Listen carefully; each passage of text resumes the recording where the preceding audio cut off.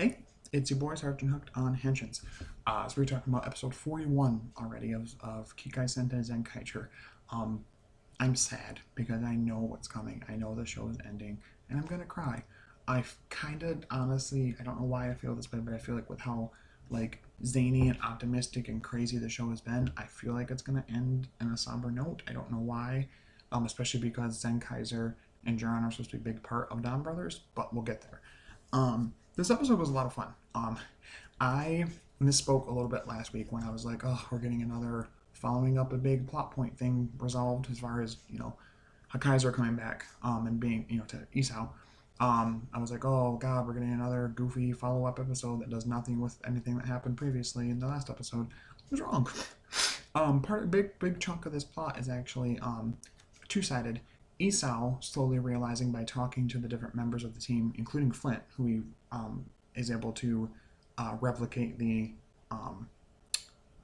dimension hopping technology, like the portal technology. He puts it on like a van or something. It's so goofy to go find the mom in the end of the episode. But anyway, not only that, but he talks to the rest of the team basically, and it's two. So the plot's kind of two sided in the way that, and okay, there's more to the two sidedness again, but where Esau is starting to see that Kaito, although he didn't have them for 10 years, has grown into a responsible young man and is a good leader and has pushed these teammates of his to be better people and to grow as people as well. They're Kikai nerds, but still. And that they care about him and that he doesn't have to feel too guilty about the fact that he wasn't there. And he shouldn't. I mean, he was being held captive. It also makes it clear that he's at least partially cybernetic, I guess.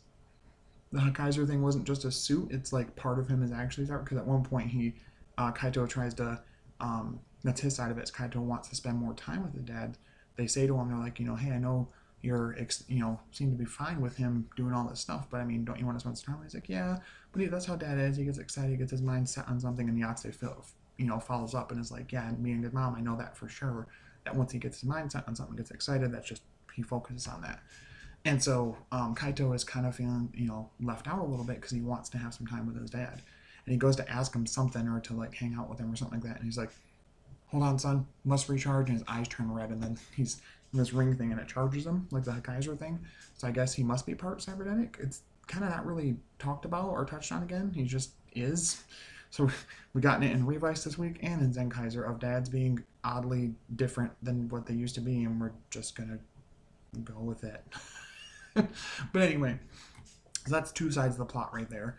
The other plot is the world monster who makes the team divide into two sides of udon noodles or soba noodles. Funny enough, neither side, really anybody, gets to have any of the noodles except for Isao does. I thought that was kind of funny.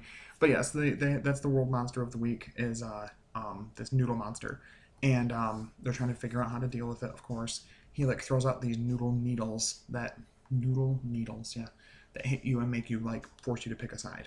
And so they do, and it creates some conflict in the team, and they're like, how dare you, blah, blah, blah. So they decide to have a cook-off. He says, hey, whoa, let's have a cook-off, see whoever wins, and that's the person that, then that side wins, and we can be done with this conflict. Doesn't work. Kind of makes it worse, but it gives him time to talk to his dad. And he says, Dad, do you think that, I'm happy that I freed you, but do you think in doing so that I took a friend away from Stacy? And he's like, do you have any memories of your time there? And he says to him, I don't.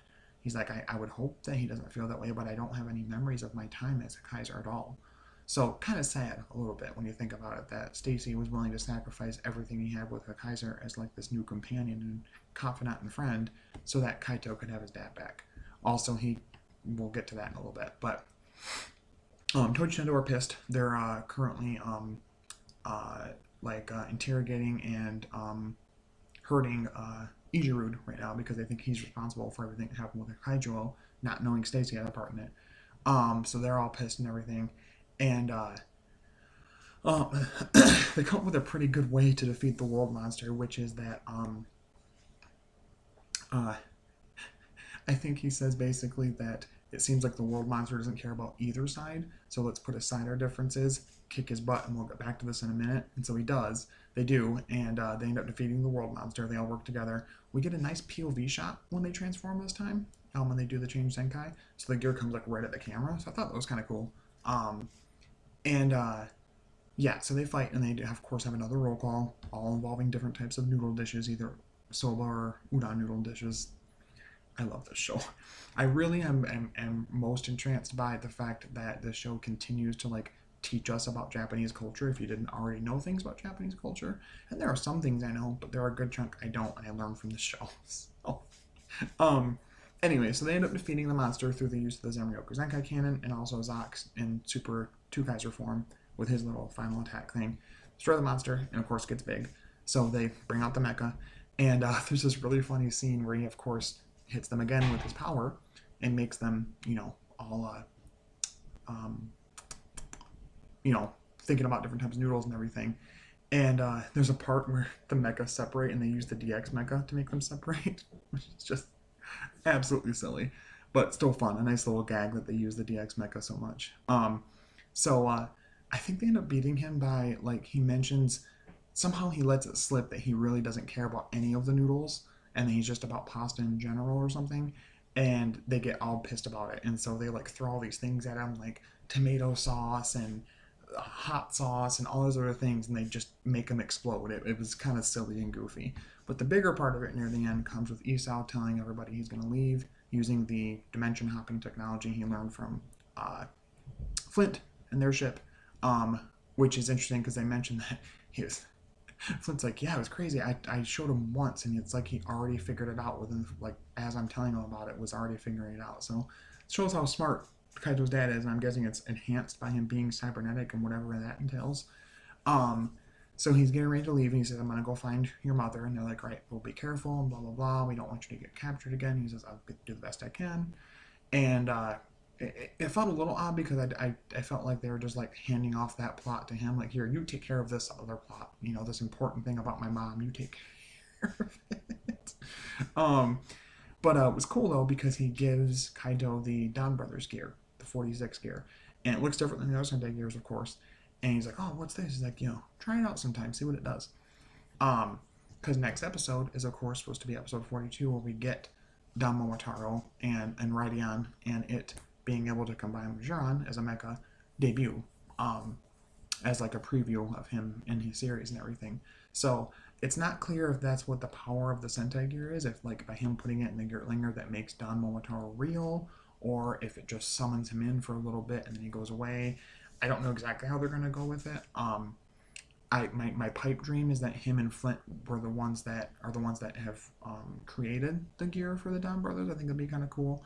Because there was a mention made in one of the scans or leaks or something like that for Avatar Sentai Don Brothers, that he would start by using a Gertlinger and then eventually would have the Don Blaster, which we've seen a bunch of reveal pictures this week about the Don Brothers gear, like the Don Blaster, the Zen Glass Sword, what the Avataro gears look like, a bunch of stuff, and I really like it so far.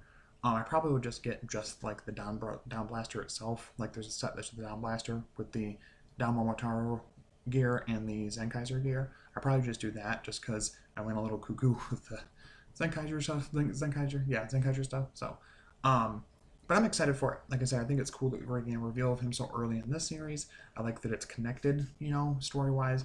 Apparently, Zenkaiger and Jiran are supposed to both be in Don Brothers for a little while. I don't know about the whole show, but at least the start. Some people had a theory that because for a while people were wanting, and me too, wanted Stacy to become Don Momotaro. Someone had a theory because it's supposed to be a black Zenkaiser in Don Brothers that it's going to be Stacy getting to be black Zenkaiser along with Jiran. So they could do that. I don't know. Stacy seems to be in a bad spot. He's getting tortured by Bokawas. He lets it slip that it was him that helped the Zenkaigers defeat Hakaijuo and free Isao. So I hope he's not dead. Be really sad.